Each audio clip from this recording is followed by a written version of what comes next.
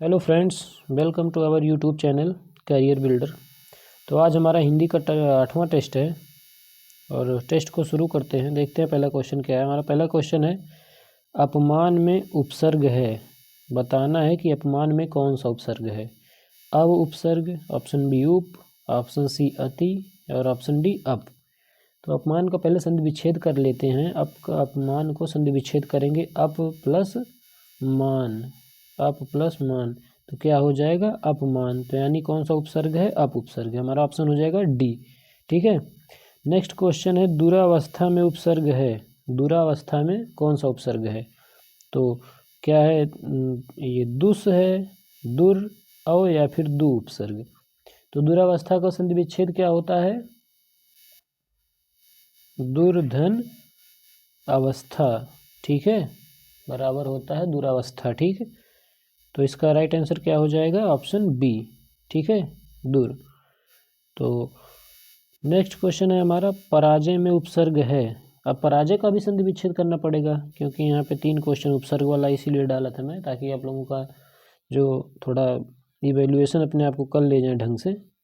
तो देखते हैं कि पराजय में कौन सा उपसर्ग है। पराजय में पराजय का पहले संधि विच्छेद किया जाएगा। ठीक है, तो पराजय का संधि विच्छेद हो जाएगा पराधन जय बराबर पराजय। तो ये इसका राइट आंसर क्या हो जाएगा, परा उपसर्ग, ऑप्शन सी।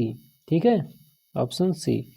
नेक्स्ट क्वेश्चन है, द्विगु समास का उदाहरण है, द्विगु समास का उदाहरण है। माता पिता, यथाशक्ति, नवग्रह या फिर पीताम्बर। तो पहले हम आप लोगों को बता दें कि द्विगु समास मतलब ये जिसमें संख्यावाची शब्द आते हैं वो द्विगु समास होता है। तो यहाँ पे संख्यावाची है नवग्रह। ठीक है, तो हमारा राइट आंसर हो जाएगा ऑप्शन सी। लेकिन हमें देखना ये है कि माता पिता में कौन सा समास है, माता पिता में कौन सा समास है। माता पिता में है द्वंद्व समास, क्योंकि यहाँ पे योजक चिन्ह का भी प्रयोग हुआ है।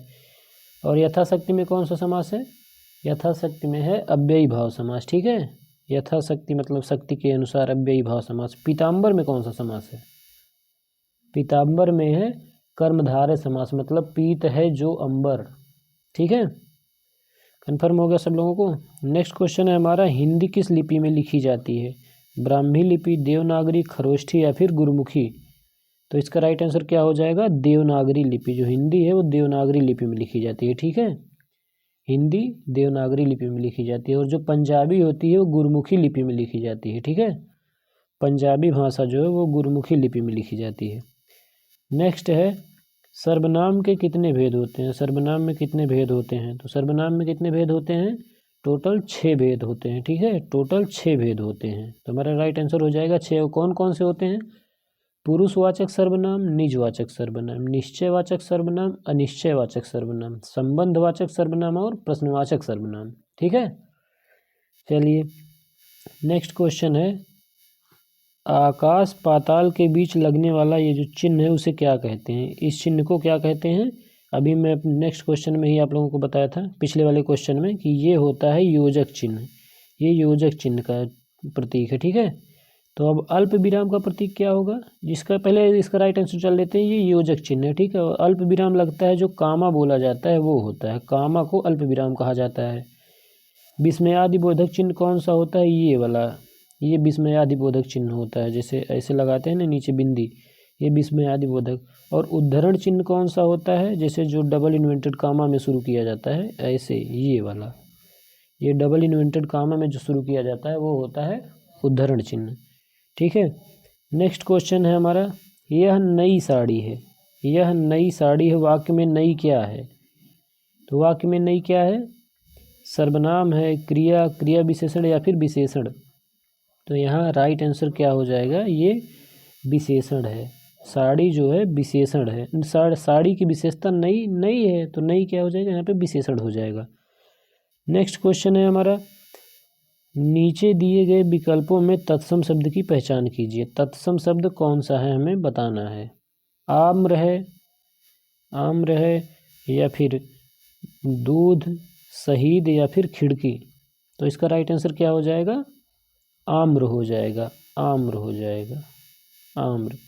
क्योंकि आम्र जो है वो तत्सम शब्द है और आम जो है वो तद्भव शब्द है।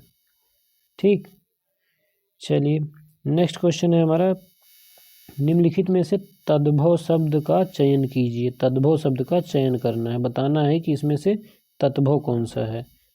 तो तद्भव शब्द कौन सा है, इसमें तद्भव शब्द हो जाएगा बैंक, अमीर, अग्नि या फिर मुंह। तो इसका राइट आंसर क्या हो जाएगा, मुंह हो जाएगा, मुंह, क्योंकि मुंह का जो तत्सम होता है वो मुख होता है, मुख।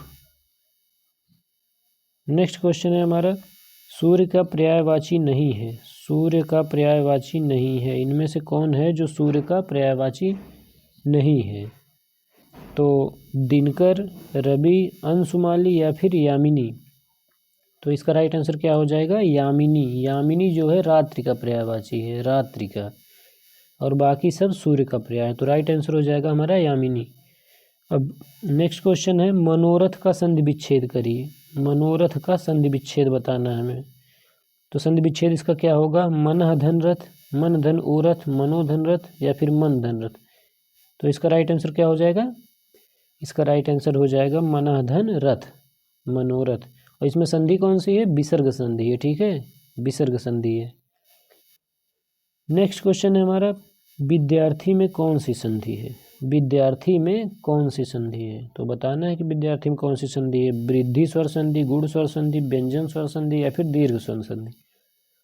तो इसका राइट आंसर क्या हो जाएगा, ये जैसे पहले विद्यार्थी का संधि विच्छेद कर लेते हैं। विद्यार्थी का संधि विच्छेद हो जाएगा विद्या प्लस अर्थी, विद्या प्लस अर्थी, और यहाँ दोनों मिल के बड़ा आ बना रहे हैं ना, तो क्या हो जाएगा, यहाँ पे दीर्घ स्वर संधि होगा, ठीक है, दीर्घ स्वर संधि। तो राइट आंसर क्या हो जाएगा, दीर्घ स्वर संधि, ऑप्शन डी।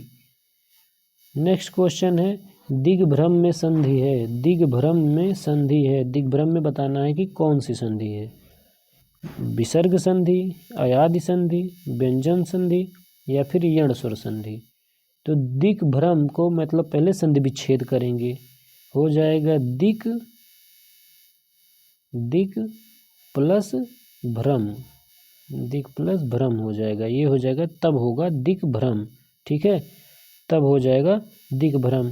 तो यहाँ पे कौन सी संधि होगी दिग्भ्रम में, दिग्भ्रम में संधि हो जाएगी व्यंजन संधि, ठीक है, व्यंजन संधि हो जाएगी, ऑप्शन सी। नेक्स्ट क्वेश्चन है हमारा, बिल्ली छत से कूद पड़ी। बिल्ली छत से कूद पड़ी, बिल्ली छत से कूद पड़ी में कौन सा कारक है। अधिकरण कारक, कर्म कारक, संप्रदान या फिर अपादान। छत से कूद पड़ी मतलब वो छत से अलग हो चुकी है, ठीक है, छत से अलग हो चुकी है, तो यहाँ पे कौन सा कारक हो जाएगा, अपादान कारक, ठीक। नेक्स्ट क्वेश्चन है हमारा, जो युद्ध में स्थिर रहता है, जो युद्ध में स्थिर रहता है के लिए एक शब्द है, यशस्वी, सत्याग्रही, युधिष्ठिर या फिर अश्वरोह, अश्वारोह। तो आप लोगों ने बहुत पहले से ही सुना होगा, जो युद्ध में स्थिर रहता है उसे युधिष्ठिर कहते हैं, तो युधिष्ठिर हमारा राइट आंसर हो जाएगा, ठीक। नेक्स्ट क्वेश्चन है हमारा, वाचाल कहते हैं। वाचाल, वाचाल मतलब क्या होता है, वाचाल का अर्थ बताना है। जो जल्दी चलता है, जिसकी चाल ठीक ना हो, जो बहुत कम बोलता है या जो चुप रह, जो बहुत बोलता है या फिर जो चुप रहता है। तो इसका राइट आंसर क्या हो जाएगा, वाचाल मतलब होता क्या है, बहुत ज़्यादा बोलने वाला, ठीक है, बहुत ज़्यादा जो हमेशा इसे बकबक करते रहता है उसे वाचाल कहते हैं। तो ऑप्शन हो जाएगा हमारा सी। नेक्स्ट क्वेश्चन है हमारा, शैव किसे कहते हैं। शैव, शैव का अर्थ बताना है कि शैव कहा किसे जाता है।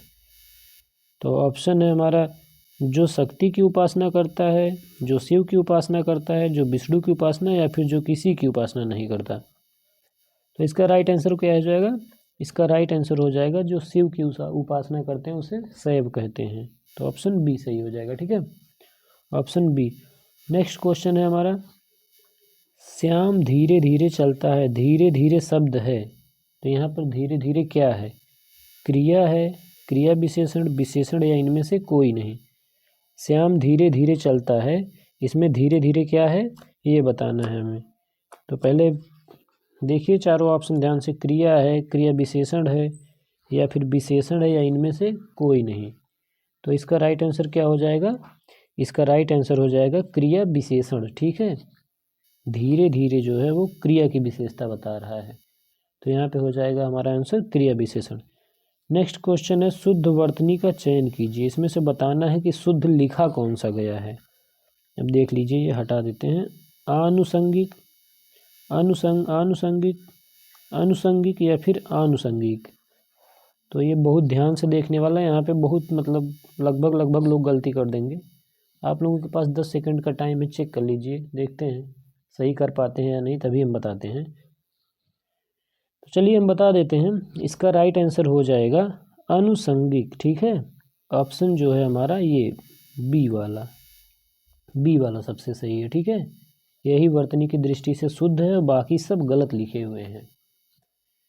नेक्स्ट क्वेश्चन है हमारा शुद्ध वर्तनी का चयन करें। इसमें भी शुद्ध वर्तनी बताना है, इसमें भी शुद्ध वर्तनी बताना है।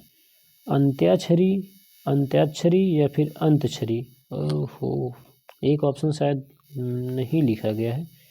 चलिए मान लीजिए इतने ही में से आप लोगों को बताना है। एक ऑप्शन इनमें से कोई नहीं रख देते हैं, इनमें से कोई नहीं। तो कौन सा सबसे सही लिखा हुआ है देख के बताइए। तो यहाँ पे राइट आंसर हो जाएगा अंत्याक्षरी, अंत्याक्षरी। ये ऑप्शन बी वाला सबसे सही लिखा हुआ है। ठीक है, अंत्याक्षरी। नेक्स्ट क्वेश्चन है हमारा शुद्ध वर्तनी का चयन कीजिए। इसमें भी शुद्ध वर्तनी का चयन करना है और बताना है कि सुषमा जो है, सुषमा किस में सही एकदम सटीक लिखा हुआ है। Option A, option B, option C या फिर ऑप्शन डी में। तो इसका राइट आंसर क्या हो जाएगा? Option A. ऑप्शन ए बिल्कुल सही लिखा हुआ है। नेक्स्ट क्वेश्चन है हमारा डिबिया में प्रत्यय है। डिबिया में प्रत्यय बताना है। या प्रत्यय लगेगा, आ प्रत्यय, आई या फिर ई। तो इसका राइट आंसर क्या हो जाएगा? डी बी या, मतलब ईया प्रत्यय लगेगा। तो इसका राइट आंसर हो जाएगा ऑप्शन ए, ईया वाला। नेक्स्ट क्वेश्चन है हमारा भिक्षुक में प्रत्यय है। भिक्षुक में आ प्रत्यय, उ प्रत्यय, उक या फिर अक। तो इसका राइट आंसर क्या हो जाएगा? उक प्रत्यय, भिक्षुक, उक। तो ऑप्शन सी। नेक्स्ट क्वेश्चन है हमारा निम्नलिखित में से कौन सा शब्द पुल्लिंग है। हमें पुल्लिंग शब्द बताना है कि कौन सा इसमें से पुल्लिंग है। ठीक है, कौन सा शब्द पुल्लिंग है? नदी, पानी, इलायची या फिर प्यास। तो इसमें पुल्लिंग कौन सा है? पुल्लिंग हो जाएगा पानी। पानी जो है, पानी पुल्लिंग है और बाकी अन्य सभी जो हैं नदी, इलायची और प्यास, ये सब स्त्रीलिंग है। स्त्रीलिंग है। ठीक है, स्त्रीलिंग। तो फ्रेंड्स आज की वीडियो बस यहीं तक। अगर आपको वीडियो पसंद आई हो तो कृपया वीडियो को लाइक करें, चैनल को सब्सक्राइब करें और अपने दोस्तों के साथ शेयर करें। मिलते हैं नेक्स्ट क्लास में, तब तक के लिए थैंक यू।